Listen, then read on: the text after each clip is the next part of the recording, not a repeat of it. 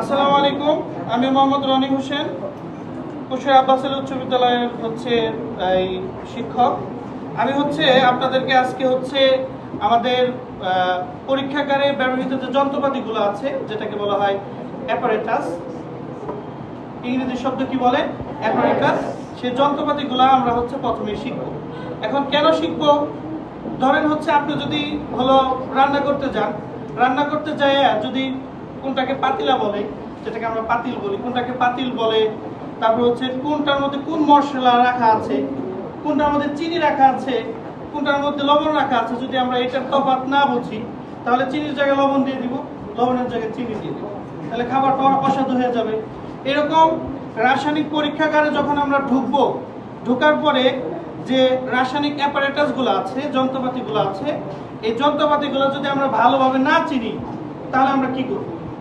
এজন্য প্রথম কাজ আমরা যখন যন্ত্রপাতিগুলো বলবো তখন সবাই যন্ত্রপাতিগুলোর নাম লেখার চেষ্টা করবেন এবং ওগুলার কাজও লেখার চেষ্টা করবেন। আর যদি না লিখতে পারেন অবশ্যই আমরা একটা শীট দিব, ওই শীটের মধ্যে আপনারা আরো গুছিয়ে লিখে আনবেন, এরপরে আমাদের কাজ থাকে। তো যাই হোক, প্রথমেই আমরা যে রসায়ন যন্ত্রটা নিব সেই যন্ত্রটার নাম মেজারিং সিলিন্ডার। এটার নাম কি বলেন? Measuring cylinder. যেটার নাম মাপন সিলিন্ডার। এটার নাম কি বলেন? মাপন সিলিন্ডার। এই মাপন সিলিন্ডারের মধ্যে যেমন এটার মধ্যে লেখা আছে যে 500 ml, 500 মিলিলিটার। মাপন সিলিন্ডার বিভিন্ন লিটারের হয়, যেমন এটা আছে 100 ml, 100 মিলিলিটার। এবং পাশে আরেকটা আছে যেটা 50 মিলিলিটারের, দেখা যাচ্ছে। তো এই মাপন সিলিন্ডারের কাজ কি? মাপন সিলিন্ডারের কাজ বিভিন্ন ধরনের পদার্থ মেপে আমরা এই যে বিকার আছে না, বিকারের মধ্যে ঢালবো। আমার যতটুকু দরকার, আমার যদি 500 ml দরকার থাকে তাহলে 500 ml মেপে আমি বিকারে ঢালবো।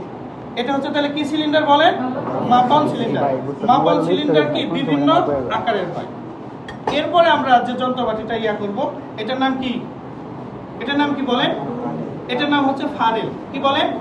ফানেল। ফানেল দিয়ে কি করে?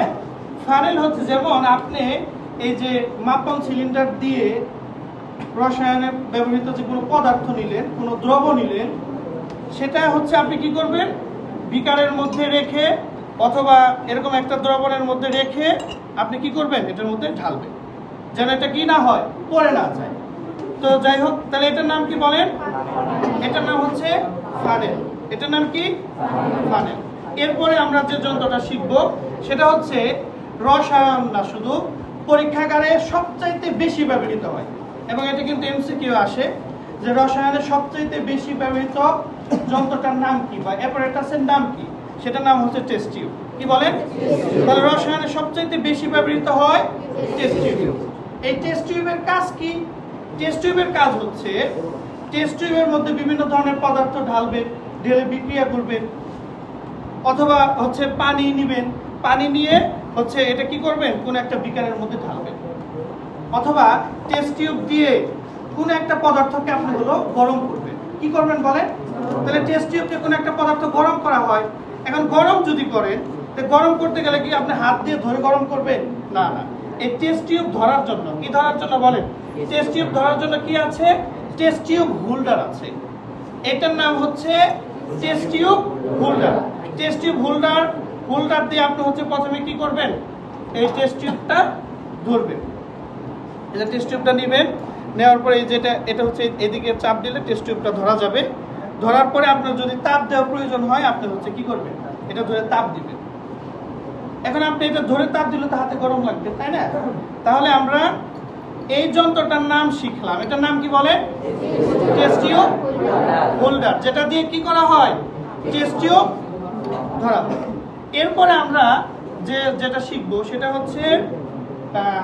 সেটার নাম দেখেন, এই যে টেস্ট টিউব যেটার মধ্যে থাকে, এটার নাম টেস্ট টিউব র‍্যাক। কি বলেন? Test tube rack. নাম কি বলেন? র‍্যাক। এই টেস্ট টিউব র‍্যাক দুই ভাবে তৈরি করা হয়। একটা প্লাস্টিক দিয়ে, আবার অনেক সময় আপনি এই যে দেখেন এখানে, এই যে ওটা উঠাইতে হবে না বাবা, এটা কি দিয়ে? কাঠ দিয়ে। তাহলে টেস্ট টিউব র্যাকগুলা হচ্ছে টেস্ট টিউব রাখার জন্য, যেন হলো আমরা কিন্তু অনেক সময় দেখা যায় যে পরীক্ষাগারে গিয়ে হচ্ছে টেস্ট টিউবগুলো এলোমেলো ফেলে রাখি। এলোমেলো ফেলে না রেখে আমরা কোথায় রাখবো বলে? নির্দিষ্ট জায়গা। টেস্ট টিউব রাখার নির্দিষ্ট জায়গার নাম কি? Test tube rack. ঠিক আছে, এরপরে আমরা যে জিনিসটা শিখবো এটার নাম কি? এটা আপনারা হয়তো জানেন সবাই, এটা আপনারা সবাই চিনেন। এটার নাম কি বলে? বিকার। এটার নাম কি বলে? বিকার। এই বিকারও কিন্তু বিভিন্ন ধরনের হয়ে থাকে, বিভিন্ন আয়তনের হয়ে থাকে। যেমন এই বিকারটা হচ্ছে 500 ml এর। বিকারটা কত ml এর? 500 ml এর। এরপরে দেখেন আরেকটা বিকার, ছোট একটা বিকার নেই আমরা, এই বিকারটা হচ্ছে 80 ml এর। আবার এখানে আরেকটা বিকার আছে বাবা, এটা হচ্ছে কত ml? 200 ml এর। অর্থাৎ বিকার হচ্ছে বিভিন্ন আয়তনের হয়ে থাকে। কথা কি বুঝতে পারছেন? তাহলে এই বিকারের কাজ কি? বিকারের কাজ হচ্ছে এই বিকারের মধ্যেও বিভিন্ন ধরনের রসায়নে ব্যবহৃত যে পদার্থগুলো আছে, সোডিয়াম, ম্যাগনেসিয়াম, এরকম সোডিয়াম কার্বনেট, এরকম দ্রব্যগুলো রেখে ওটা কি করা হয় হচ্ছে এরকম করে তাপ দেওয়া লাগতে পারে। আমার কথা কি বুঝতে পারছেন? এক কথায় রসায়নে ব্যবহৃত যে পদার্থগুলো আছে ওই পদার্থগুলো আমরা কোথায় রাখবো? বিকারে রেখে আমাদের যেটা প্রয়োজন সেই কাজটা আমরা করবো। এ হচ্ছে কি? তাহলে এটা কি গেল? এটার নাম কি তাহলে? বিকার। এরপরে আমরা যে যন্ত্রটা শিখবো এই যেটা, এটা অনেক ইম্পর্টেন্ট একটা যন্ত্র, এটার নাম হলো পিপেট। নাম কি এটা বলেন? পিপেট। কি বলেন? পিপেট। এই পিপেটও বিভিন্ন ধরনের হয়। পিপেটটা কি জানেন? পিপেটটা হচ্ছে যেমন আপনি একটা জিনিস চিন্তা করেন, এটাও কিন্তু মেজারিং করার জন্য, মানে মাপার জন্য। অর্থাৎ এখানে 500 ml আছে।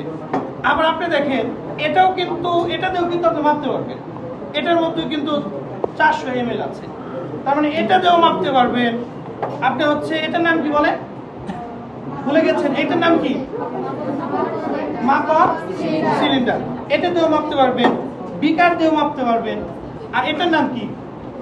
পিপেট। এই পিপেট দিয়ে কোনো দ্রবকে বা কোনো দ্রবণকে বা কোনো পানিকে একেবারে সুনির্দিষ্টভাবে এবং সূক্ষ্মভাবে মাপা যায়। পিপেট। তাহলে পিপেট দিয়ে একেবারে কি বলে? সূক্ষ্মভাবে মাপা যায়। এটার মধ্যে যেমন আছে হলো 10 ml। এবং পিপেটের উপরের যে অংশটা আছে না বাবা, উপরের অংশে এখানে একটা দাগ কাটা থাকে। কি কাটা থাকে? এখানে একটা দাগ কাটা থাকে। এখানে হচ্ছে যে পিপেট আছে না, পিপেটের উপরে একটা হচ্ছে এই প্লাস্টিকের হচ্ছে এই যেটাকে বলা হয় যে পিপেট ফিলার। কিন্তু পিপেট ফিলারটা আমরা হচ্ছে আমাদের এখানে পেলাম না। পিপেট ফিলার দিয়ে হচ্ছে পাঞ্চ করে এখান থেকে পানি নেওয়া হয়। কি নেওয়া হয়? পানি অথবা কোনো দ্রবণ নেওয়া হয়। অথবা আমি এটাকে মুখে নিলাম, মুখে নিয়ে এখান থেকে এই যে মানে অক্সিজেনের মাধ্যমে, মানে আমরা হচ্ছে উপরের দিকে নিঃশ্বাস নিয়ে নিচ থেকে কি নিব? পানি নেব। এবং এটা আবার সাবধানের সাথে নিতে হয়। ধরেন আপনি হচ্ছে অ্যাসিড নিচ্ছেন, আপনার কাছে হলো পিপেট ফিলার নাই। পিপেট ফিলার মানে হচ্ছে উপরে চাপ দিলেই নিচ থেকে এটা উঠে আসবে, নাই আপনার কাছে। তা আপনি মুখ দিয়ে নিতে হবে। এখন মুখ দিয়ে নেওয়ার সময় আপনি এমন ভাবে টান দিলেন অ্যাসিড আপনার ভিতরে চলে গেল না, আস্তে আস্তে কি করতে হবে? টান দিতে হবে।